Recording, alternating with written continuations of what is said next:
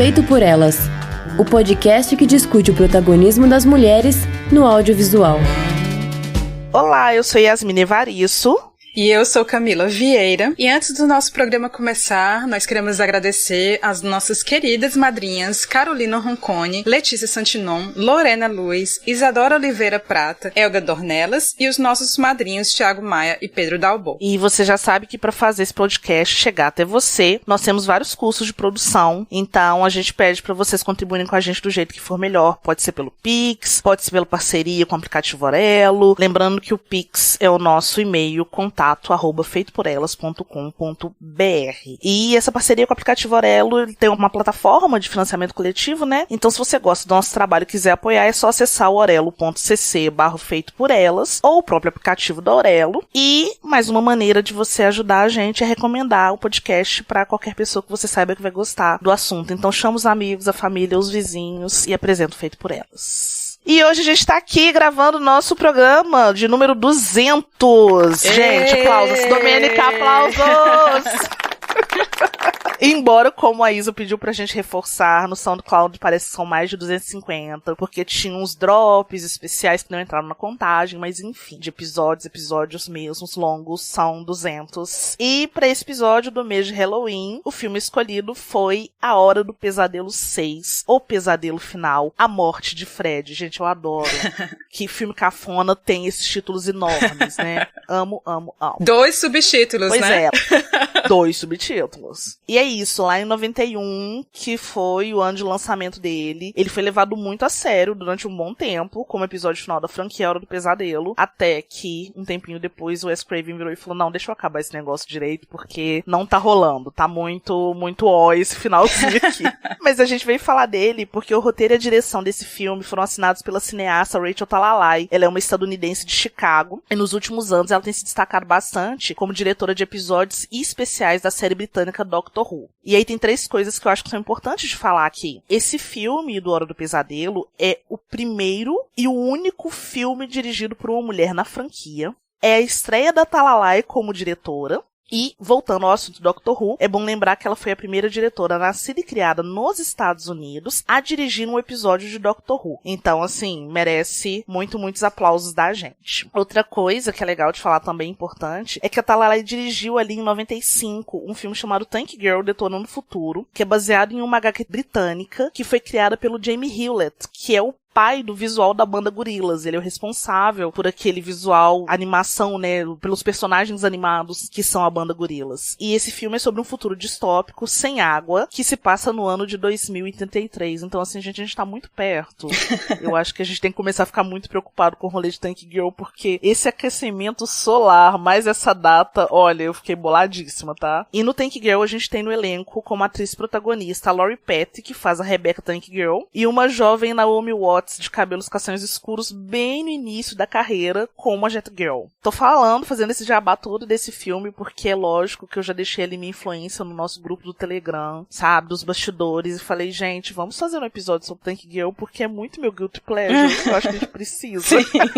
Então, é a hora que vocês ouvintes vão me ajudar, assim, falar, gente, faz um episódio, aí a Yasmin quer tanto. E até porque o filme agora acabou de entrar no catálogo do Prime Video, então acho que vale a pena também a gente aproveitar este momento. Ótimo. Mas vamos lá, falar sobre o Hora do Pesadelo 6, que é o filme do dia. Ele é o 6º capítulo da franquia, né, sobre o vilão do Fred Krueger, que nesses filmes todos foi interpretado pelo Robert Englund, e que é uma franquia que começa lá em 84, que é o ano em que eu nasci, e foi criado pelo cineasta Wes Craven. E a sinopse é a seguinte: o Fred Krueger continua incessantemente a matar crianças, mas dessa vez seus alvos são moradores de outra cidade. E ele ainda tormenta, de certa forma, também os pesadelos do último sobrevivente de Springwood, ao mesmo tempo que se depara com uma mulher que está ligada ao seu passado e pode ser a responsável pela sua derrota.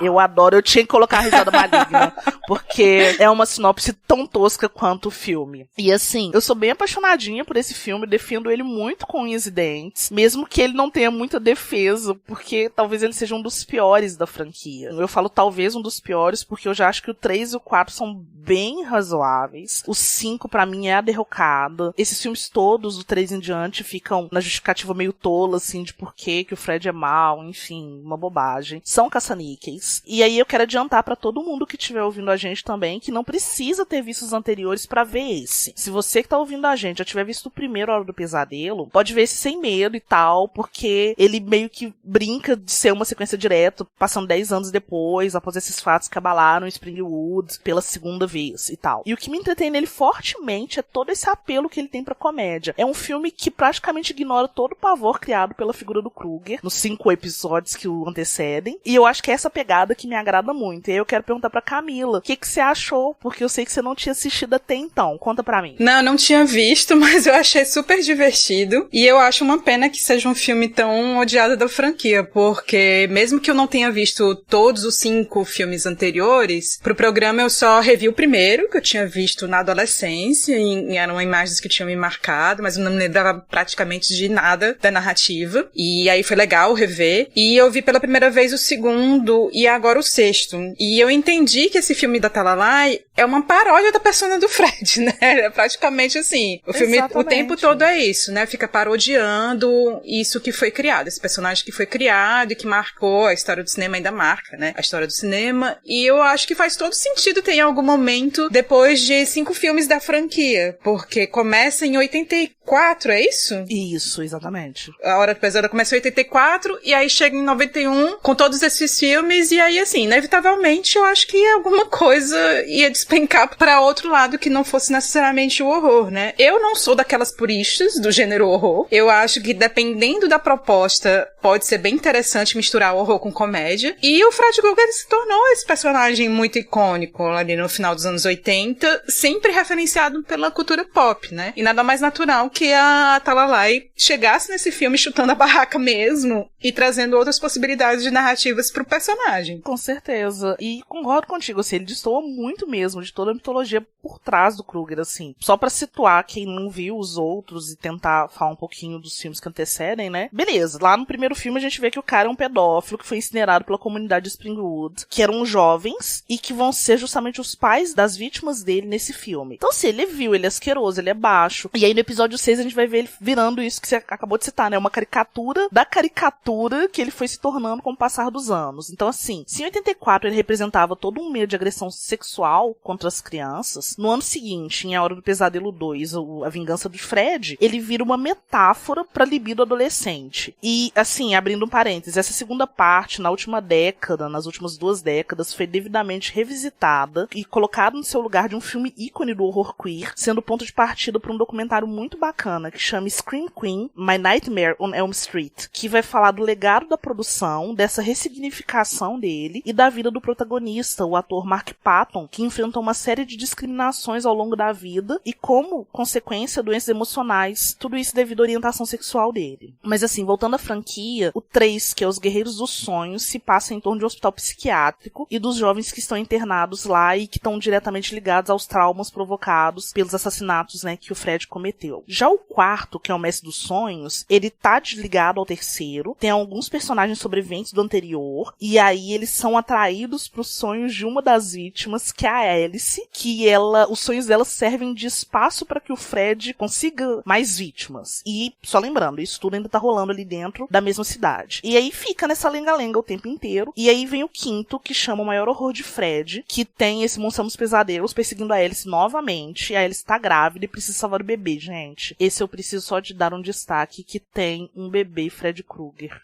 que é ridículo. Meu Deus. Eu adoro, gente. É um dos efeitos práticos mais horrorosos que eu já vi na minha vida e mais divertidos, com certeza. Dei essa volta toda pra falar que isso tudo acontece em 5 anos, né, desde o início da franquia, e que essas demandas atuais de filmes, considerando que de 84 a 91 é praticamente um filme por ano, isso foi gerando não só essas sequências caça-níqueis, mas uma venda enorme de produtos relacionados à franquia nos Estados Unidos e no mundo. Então a gente tem que pensar em memorabilia mesmo, sabe? Camisa, boneco, luvas que reproduziam, né, as luvas do Fred. Tem até uma HQ que saiu em 89 nos Estados Unidos pela Marvel, Marvel, tá? E no ano seguinte saiu no Brasil. Essa HQ teve 2 volumes apenas, se não me engano, que aí depois, já no início dos anos 2000, ela foi revisitada, e aí a gente foi ver cruzamentos tipo Fred versus Jason, que rolou o filme também, né? Mas versus o Ash. Então, assim, pra gente pensar como que ali em 89 já tava saturadíssimo e ele já tinha virado uma espécie de super-herói. Então, assim, o Fred é pop e o Fred não poupa ninguém. E aí dá pra pensar no tanto que, vendo esse filme da Talalá e vendo o sexto, o porquê do personagem ter virado apenas um reflexo do que ele já tinha virado fora das telas. Então, de certa forma, justifica o Fred ser cada vez mais um cara dessa cultura pop. E aí, considerando isso que, né, que você acaba de falar, Camila, que você lembra do primeiro, né, de ter visto o primeiro e agora você reviu, né, junto com o segundo, o que você achou dessa repaginada de atmosfera da Era do Pesadelo, assim? Me conta. Pois é, como eu te falei, eu não vi a franquia toda, mas o personagem do Fred Krueger, ele aparece, né, como esse ícone pop em até outros filmes, né, de alguma forma ele é referenciado, independente da franquia, acho que virou, assim, um personagem bem autônomo, né. E aí, recapitulando sobre o primeiro filme, o original do Wes Craven, eu particularmente sempre achei estranho o passado do Fred Krueger ser construído como um pedófilo que matou 20 crianças, né, porque o passado dele é construído dessa forma, porque quando ele vai se tornar o monstro que invade os sonhos, ele ataca adolescentes e adultos, né? Então, assim, a gente não vê ele atacando crianças. Se você notar, as crianças, quando elas aparecem nos filmes, pelo menos assim, no primeiro, eu lembro muito bem da imagem das crianças aparecendo pulando corda. Pulando corda. E aí cantando aquela famosa música, né? 1, 2, Fred vai te pegar, enfim, né? Tem essa música que ela se repete até no sexto, ela aparece. E só fazer uma observação, tá? O sexto filme é o único dos filmes em que não aparece essa cena de garotinhas pulando corda e cantando, ou pulando amarelinha e cantando a música. É o único filme que isso não acontece. Mas a música ela é referenciada nos letreiros, né? Aparece nos cartazes, isso. O professor maluco que aparece cantando, né? O professor no quadro. Mas é a primeira que você não tem a imagem infantil mesmo, verdade, que você tá falando. Verdade, não aparece não. Bem interessante isso. E aí, assim, é isso, as crianças elas não são as vítimas nesses filmes, né? Mas eu fico pensando que talvez se fosse tornar muito macabro, né? Se a gente tivesse realmente personagens crianças sendo atacadas pelo Fred Krueger nesses filmes, né? Quando ele invade os sonhos. E aí eu acho que se optaram por personagens mais velhos, né? Adolescentes e até mesmo adultos que são atacados por ele. E aí sobre o segundo filme, eu até estou bem curiosa pra ler sobre a recepção dele. Você gosta, né? Do segundo filme? Porque, sei lá, eu achei estranho. Gosto. Mas eu gosto nessa ótica, tá? Eu acho que eu gosto mais dele pós-documentário Scream Queen.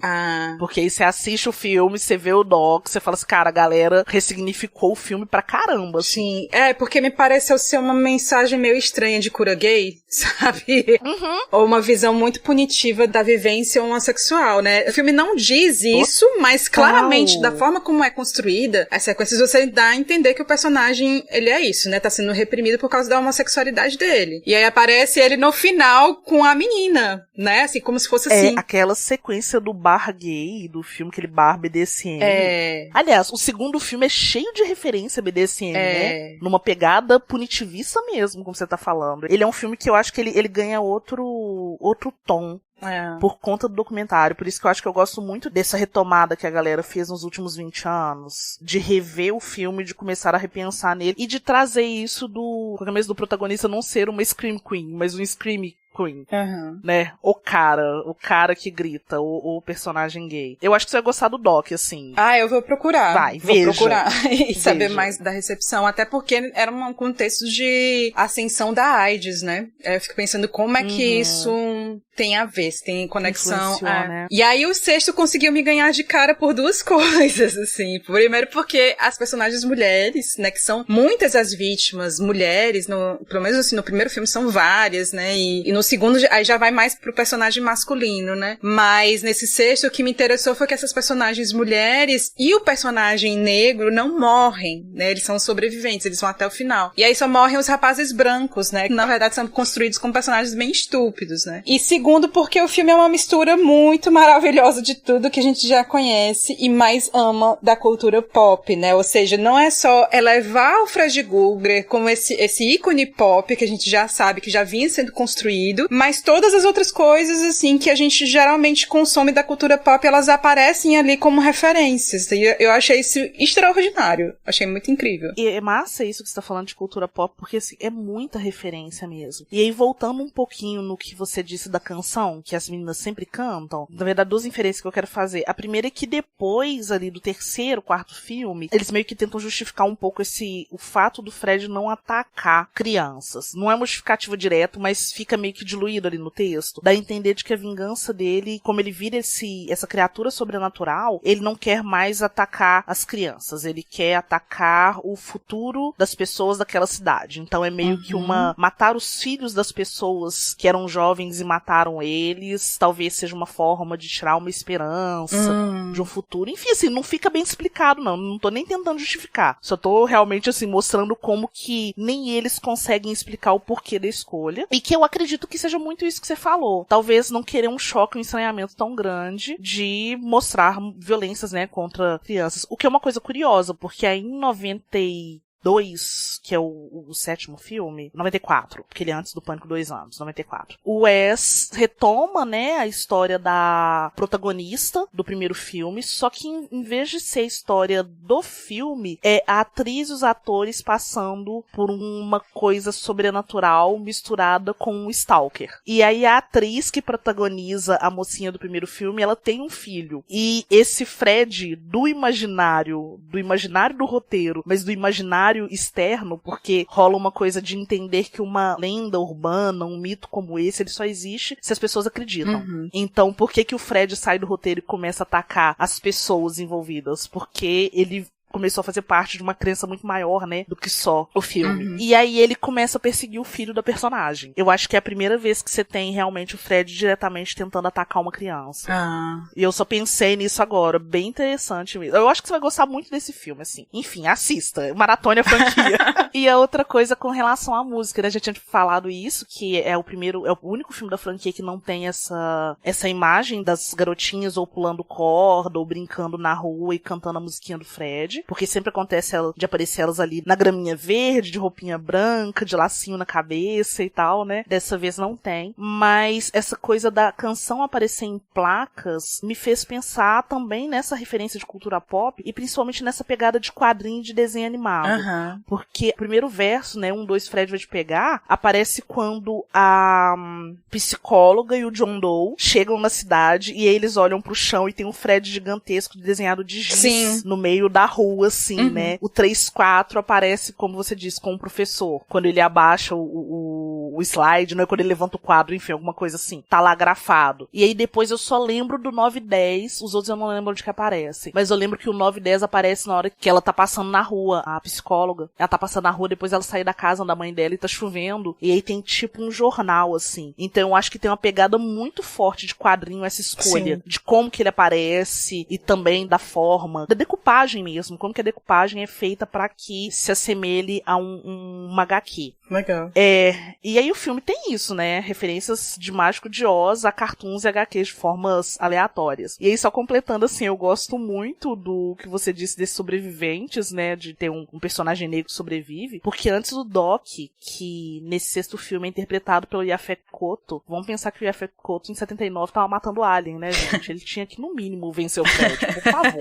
O único sobrevivente anterior a ele, na franquia, foi o Kincaid, que foi interpretado pelo Ken Sagoes no filme 3, mas aí já rola aquela tranqueira toda, né? Ele sobrevive no terceiro e é o primeiro a ser morto no quarto. Aí, tipo, 100% a minha cara de palhaço assistindo o quarto filme falando, sério? Sério que vocês fizeram isso? Como assim?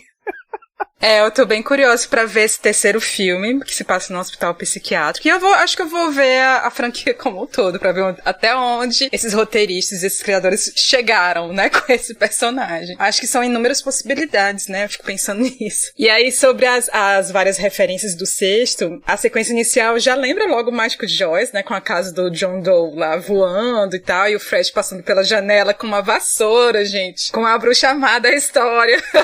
Achei incrível. Totalmente bruxa do norte, gente. Aquilo é muito engraçado.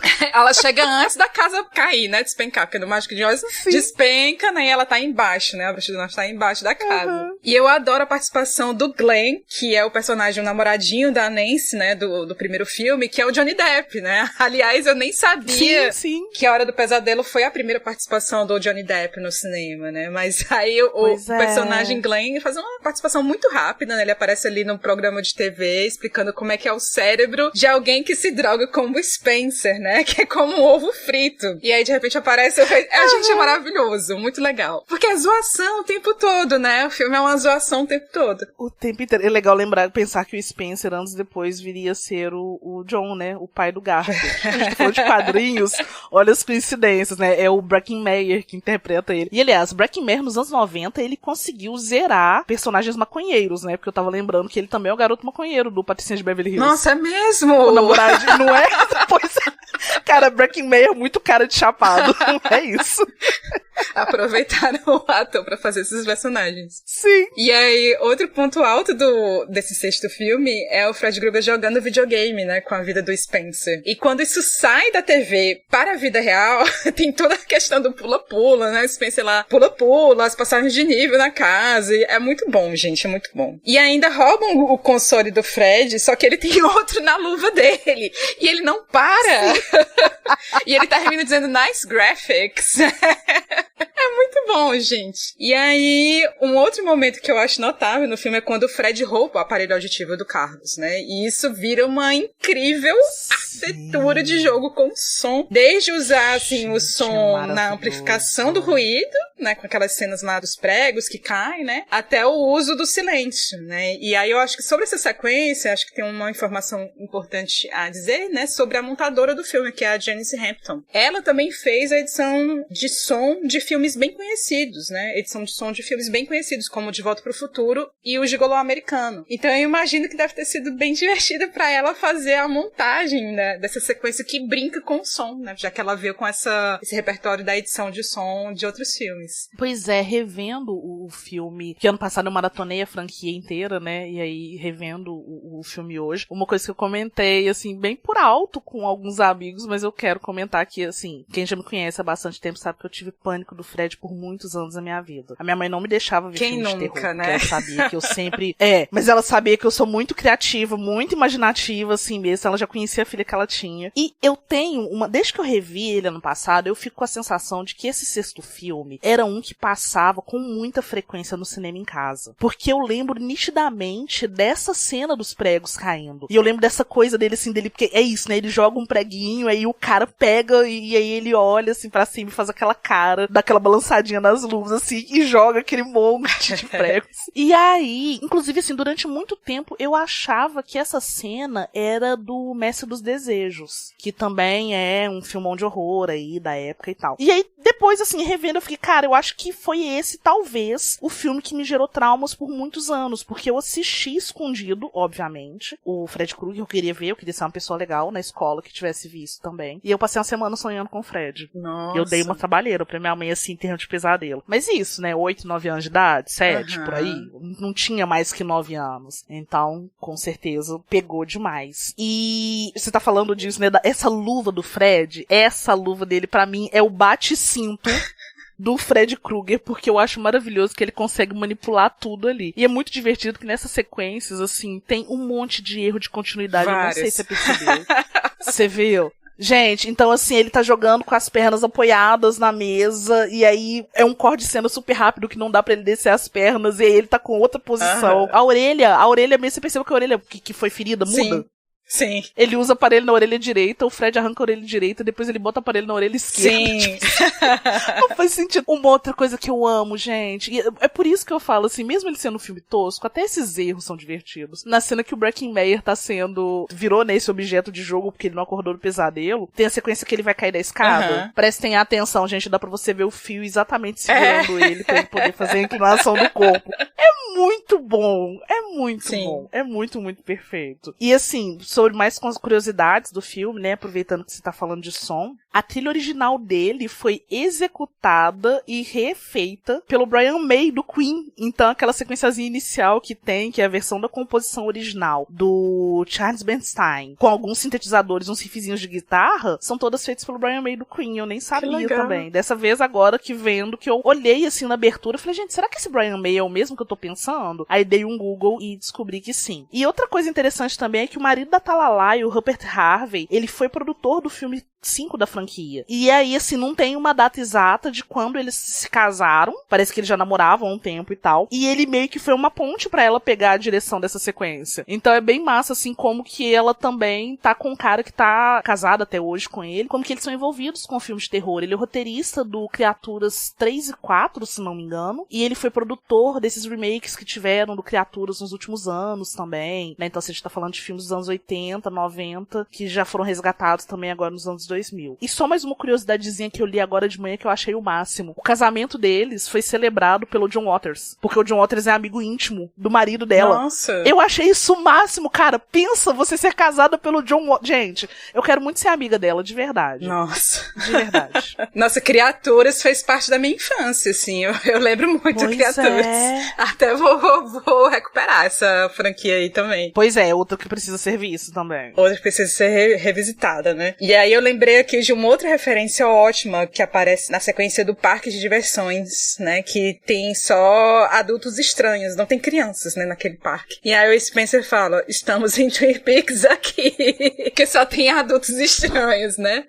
Muito bom. E aí, Twin Peaks, muito né? Bom. Twin Peaks 91. Né, ali justamente ali naquela fase 90-91, né? E isso também porque no filme a gente vê antes a placa de Bem-vindos a Springwood, né? E a quantidade de habitantes que, como se tem na abertura do Twin Peaks também, né? Tem a placa lá do Twin Peaks e a quantidade de habitantes. E mais lá na frente, quando o Fred Krueger mata um tantão de gente, aparece a placa com um efeito riscando de vermelho o número e substituindo por um número menor. Eu acho sensacional, gente. É muito legal. Porque é muita zoação. Tipo, cada cena é uma zoação atrás da outra. E eu acho super válido ter esses erros de continuidade, sabe? Porque eu acho que isso se soma, sabe? Porque não é um filme que se leva a sério, né? Não é um filme pra se levar a sério. É.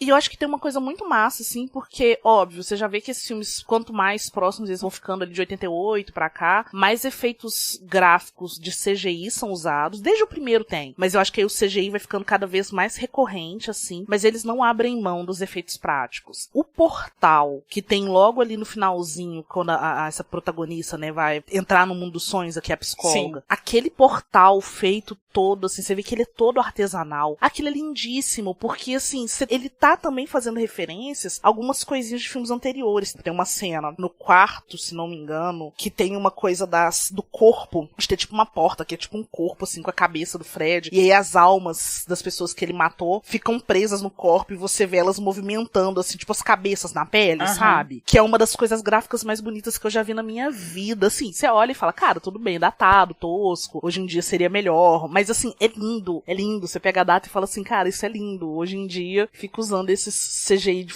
fundo verde cocô horroroso no filme hoje em dia que você assiste e fala, pelo amor de Deus. Isso é lindíssimo. E eu acho que eles conseguem trazer muito disso ainda no sexto filme. E, novamente, né, um filme que se propõe a ser uma paródia, um grande pastiche sobre como um vilão se tornou herói na cultura pop. Cara, aproveitar disso é maravilhoso. Sim. Sobre essa coisa dos efeitos gráficos, isso fica bem evidente na parte lá da brincadeira com óculos 3D, né? Porque tudo ali que é bidimensional passa a ganhar vida. Eu nem sei se na época as pessoas usavam, tinha 3D nas exibições do filme, enfim. Mas eu achei isso legal também, né? Porque houve uma retomada no final dos anos 80, dos anos 90, né? Com 3D também nos cinemas e tal. E isso vira uma questão, né? É um brinquedo ali dentro do filme. E, assim, outra cena ótima é a do mapa. Eu acho muito boa essa cena do mapa. Ela é muito boa. Que, enfim, né? Estão ali na van, né? Aí a menina pede pra ele olhar o mapa, porque elas estavam dando giros, né? Estavam indo em círculo, sempre parando no mesmo lugar, né? Aí, não, então vamos olhar aqui o mapa. Aí ele olha o mapa, só que ele gira e sempre aparece o verso do mapa, né? E nunca o mapa realmente... E aí o mapa vai se multiplicando dentro da van. Isso é muito incrível, gente. É uma solução. É uma coisa super simples, né? mas que você torna uma cena muito legal, assim, de você ver, muito divertida. A própria cena deles não conseguindo sair da cidade, né? Você tem um plano estático, um plano completamente aberto, que é só a rua, e aí você vê a van vindo e virando. Aí ela vira pra esquerda, e do outro ponto ela vira pra direita. A única preocupação que se tem ali é mostrar pra qual lado a van vira, se ela tá indo numa direção ou na outra, e qual que é a esquina, né? Porque é justamente a esquina com a Elm Street. E por falar em Elm Street também, tem uma coisa que eu adoro fortemente no final do filme, que é quando ele vem, né, pro mundo real, e eles estão, obviamente, tentando matar a tal Doc, a psicóloga, a mocinha lá que sobreviveu, eles três, né, os três sobreviventes tentando matar ele, conseguiram trazer ele do mundo dos sonhos, que começam a se perseguir ali dentro daquela clínica psiquiátrica. Olha só, também não deixa de ser uma clínica psiquiátrica, né, aquele espaço. Como que é mesmo? É uma clínica psiquiátrica, mas também é tipo um albergue, né, pra jovens infratores, jovens com adoecimentos mentais, problemas com drogas, etc. Aí o Fred, ele faz brotar uma placa toscona, escrito Elm Street, e aí ele fala alguma coisa assim, de que esse pesadelo nunca vai acabar, porque todo lugar do mundo tem uma Elm Street. Isso é o máximo. Sim. E eu acho que isso é um recurso que, mesmo que não seja por querer, o Wes vai usar isso no 7º filme, como eu disse. Porque ele vai trazer o Fred pro mundo real, não porque os sobreviventes precisam de trazer ele pra cá pra eliminar aquela figura, mas porque a proporção e o sucesso dele já é tão grande que ele, enquanto roteirista, já não tem mais domínio sobre o Fred. E aí ele vai ser consciente nisso e falar, cara, essa criatura maligna, hoje em dia ela pode, de alguma forma, existir aqui fora, né, porque as pessoas acreditam nela. E eu acho que esse rolê de toda cidade tem uma Elm Street, claro que a gente tá falando do contexto americano, né, se fosse contexto brasileiro, seria toda cidade tem uma rua A, ou uma rua 1, né, mas é isso, assim, de trazer isso, e como que essa cena do filme, e como que a proposta que o Wes trouxe no 7º filme, pra mim, arrematam muito bem a ideia da lenda urbana. Porque se a gente pensar, por exemplo, em várias culturas a gente tem a mulher de branco. Sim. Seja a loura do banheiro, seja a chorona, seja Blood Mary, sabe? Seja a loira do Bonfim que tem aqui em Belo Horizonte. Sempre tem uma história de uma mulher de branco que aterroriza alguém, ou na beirada do cemitério, ou numa montanha, ou num lugar fechado, enfim. Então eu acho massa isso, assim, de como que fazer um filme irreverente sobre a relevância pop do Fred não deixa de ser, por mais que seja um filme todo baseado em comédia, não deixa de ser algo interessante pra refletir como que as lendas, os mitos e os medos vão sendo configurados e reconfigurados. Ah, muito legal. Muito legal. E é isso, assim, acho que o 6º filme, ele é cheio dessas sacadas muito inteligentes, assim, umas soluções, às vezes muito simples, né? Fico pensando que não deve ter sido um filme tão caro de ter sido feito, né? Acho que ele traz soluções simples também pra essa franquia. E é isso, eu acho que é um filme que pede pra você entrar na onda, né? Porque se você procurar só o terror, né? Essa coisa do mistério do Fred Krueger, um personagem assustador, você não vai encontrar tanto isso, né? Você vai se frustrar. Porque eu acho que não é essa a intenção do filme. Eu acho que é isso que você falou mesmo, Yasmin. Eu acho que é uma preparação pra entender esse personagem do Fred Krueger como autônomo, né? Acho que ele ficou tão... A reverberação dele dentro da cultura pop, do cinema norte-americano, foi tão grande que aí eu acho que eles chegaram num nível, assim, dentro da franquia que vamos dizer, não, vamos afirmar isso mesmo, né? Fred Krueger tem autonomia e ele tá ali, independente do que eu possa criar ou não, né? Assim, virou uma outra coisa. Afirme isso e encerra nos filmes, porque a gente já viu que em outras plataformas, em outras mídias, a gente não vai conseguir encerrar ele. E no cinema também não foi encerrado, né? Porque aí a gente tem 3 anos depois o 7º episódio, que aí o Wes vai dar, obviamente, né, um encerramento devido ao personagem que ele criou, ignorando totalmente essas sequências. E ao mesmo tempo a gente vê lá no início dos anos 2000 Fred vs Jason, ou seja, o encontro de 2 ícones dos anos 80 do cinema slasher. Então é bem isso que você falou mesmo, o personagem ele é autônomo, hoje em dia não tem quem segure. Sim. Mas esse cara, tanto é que a gente tá aqui, ó, 2023, falando sobre ele, 39 anos depois, a gente ainda está falando sobre aquela criatura criada lá em 1984. E é isso, gente, só reafirmar aqui pra vocês que a franquia tá completa no catálogo da HBO Max, então aproveitem que outubro esse mês aterrorizante, e vai assistir tudo, vai de coração aberto, não precisa te preocupar que vão ter filmes que são muito ruins, vão ter filmes que são péssimos, mas são divertidos, então vai lá, assiste tudo e assiste o 6º depois de ter ouvido a gente ter esse bate-papo aqui. E é isso, obrigada pela audiência, obrigada pela companhia de novo, Camila, obrigada por ter aceitado assistir esse filme tão de última hora. Foi um rolê muito divertido. A gente teve que mudar, né? A gente ia falar de um outro filme, mas não ia valer a pena. Isso. Aí agora, né, escolhemos aí o sexto da franquia aí da Hora do Pesadelo. Foi legal, foi bem legal. Sim, foi sim. Então é isso. Siga o Feito por Elas no Twitter, no Instagram, Facebook e Letterboxd. Avalie no iTunes ou no aplicativo da sua preferência. Todas as citações que a gente fez ao longo do programa estão com links no post. E além do site do feed, os programas estão disponíveis em todas as plataformas de podcasts. E o Feito por Elas também está no YouTube. Pode procurar a gente lá. E você pode entrar também no nosso grupo do Telegram, que é conhecido como o melhor lugar da internet para conversar sobre qualquer coisa, não apenas sobre cinema. Manda seus comentários pra gente no nosso e-mail, contato@feitoporelas.com.br ou no nosso site, feitoporelas.com.br. E o nosso próximo programa vai ser sobre o futuro da Miranda July, que está disponível na MUBI. E é isso, galera. Valeu demais pela audiência. Até o próximo programa. Beijos no coração. Beijos, até a próxima. Pesquisa, pauta, roteiro e apresentação, Yasmine Evaristo e Camila Vieira. A produção do programa e a arte da capa são de Isabel Wittmann. Edição Domênica Mendes. A vinheta de abertura é composta pelo Felipe Aires. E locução da vinheta, Débora Garcia. Obrigadíssima, beijos e até mais. Até mais, gente. Até a próxima. A gente fez 2 despedidas. A gente fez 2 despedidas agora que eu vi, né? A gente fez antes, estamos despedindo de novo. Estamos, Domênica, gente, tá todo mundo... rearranja aí. Isso, todo mundo super trabalhado, assim, no Fred Krueger tomou nossos sonhos essa noite.